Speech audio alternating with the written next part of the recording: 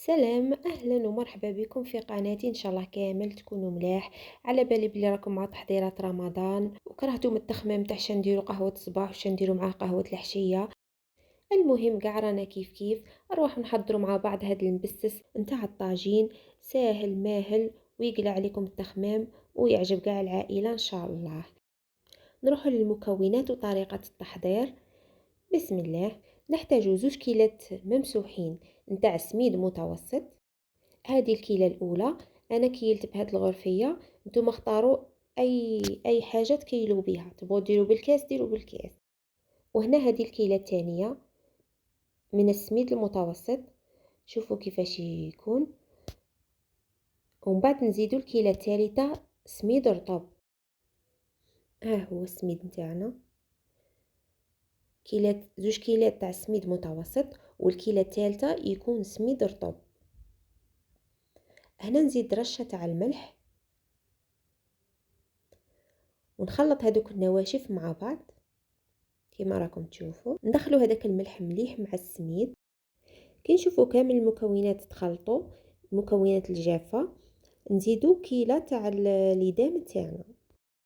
جبت نفس الغرفيه اللي كيلت بها ودرت فيها، درت نصها مارغرين بدرجه حراره الغرفه، يعني ما تكون دايبه ما تكون من الثلاجه، يعني تكون بدرجه حراره الغرفه. نزيد عليها الزيت، ما نعمرهاش كاع، نخلي قد اصبع كما راكم تشوف. يعني تولي لنا كيلة ناقصة اصبع تاع ليدام. النص يكون مارغرين واللي يبقى نعمروه بالزيت، تجي ناقصة اصبع، ما نعمروهاش كاملة كما راكم تشوفوا. وهنا نضيفوها على السميد نتاعنا ونبسو مليح هذاك المارغرين والزيت مع هذاك السميد، يعني كما راكم تشوفوا هنايا. ندخلوا مليح هذاك ليدام تاعنا مع السميد، ومن بعد نخدموه بيدينا كما راكم تشوفوا حتى كل حبه تاع سميد تتغلف بهذاك المارغرين، يعني كما راكم تشوفوا في لا فيديو. كاين اللي حاب يذوب بالمارغرين، انا ما تعجبنيش هكاك دايبه، درجه حراره الغرفه تكون احسن، من بعد ما يطيب تجي احسن. وهنا باش نتاكدوا بلي كميه المارغرين والزيت اللي زدناها مناسبه، هنا يبقى يتلم، يعني كما راكم تشوفوا كاين لما هكا بيديا يتلم، ومن بعد ينتحل بكل سهوله، يعني ماشي يتلم ويقعد عجينه. هنايا ضفت 4 ملاعق نتاع العسل، تقدروا تضيفوا مكانها سكر. ضفت العسل على خاطرش العسل يعطينا لون شباب للمبسس تاعنا بعد ما يطيب. تقدروا ايضا تستبدلوه بالسكر كما قلت لكم. هنايا ضفت 4 ملاعق كما راكم تشوفوا، ومن بعد نخلط هذاك العسل، ندخله مليح مع هذاك السميد تاعنا، يعني كما راكم تشوفوا حتى يتخلط كامل مع السميد. ومن بعد نلمه. هنايا انا لميت بالحليب، هنايا اختياري، تقدروا تلموه ايضا بالماء، انا عاده نلمه بالماء، وهنايا اختاريت نضيف الحليب باش يتحمر لنا مليح، لانه الحليب يعطيه يخليه يتحمر ايضا. تقدروا تستبدلوه بالماء. وهنا نبدو نلموا العجينه تاعنا، نضيفوا الحليب بالتدريج ونلموا العجينه تاعنا بلا ما نعجنوها، نلموا باطراف الاصابع فقط باش يجينا مبسس وما يجيناش كي شغل كيما العجين. هنايا الكميه تاع الحليب اللي تضيفوها على حساب السميد، خاصه السميد المتوسط. السميد المتوسط شغل يمتص سوائل، كاين اللي ما يمتصش، كاين اللي يمتص بزاف وكاين اللي يمتص شويه، يعني على حساب السميد اللي عندكم. كي تشوفوا العجينه تاعكم بدات تتلم، يعني هكا على شكل كره، لموها. وهنايا هذه النتيجه النهائيه تاع العجينه تاعنا بعد ما لميناها. وهنايا نحلها كما راكم تشوفوا. نسي نعدلها مليح باش تجينا كاع سمك واحد، يعني وما ترقوهاش بزاف، يعني واحد 1 سنتيم هكا.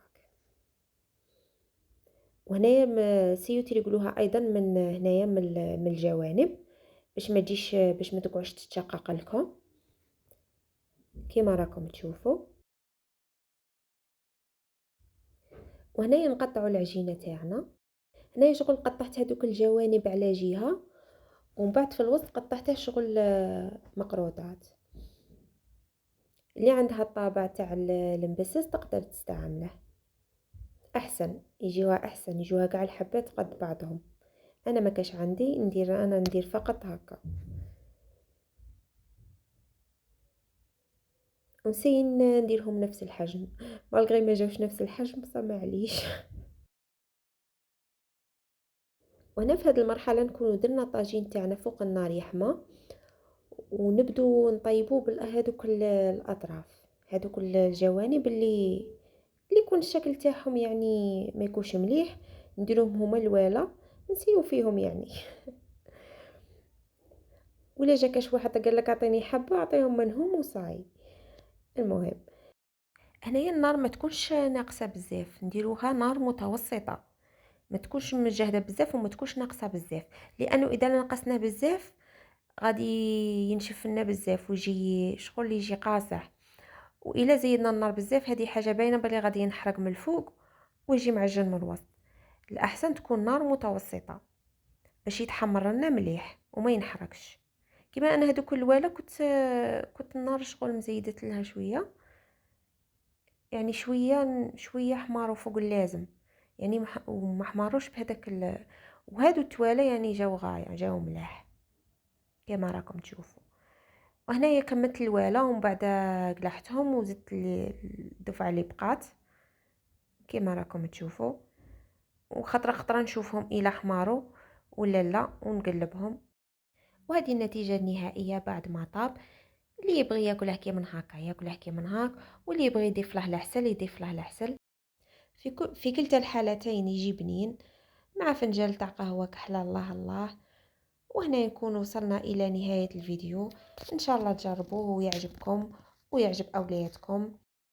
وهنا نكون وصلنا الى نهايه الفيديو، دعمونا بلايك واشتراك الى عجبكم الفيديو طبعا، والى الملتقى ان شاء الله. سلام.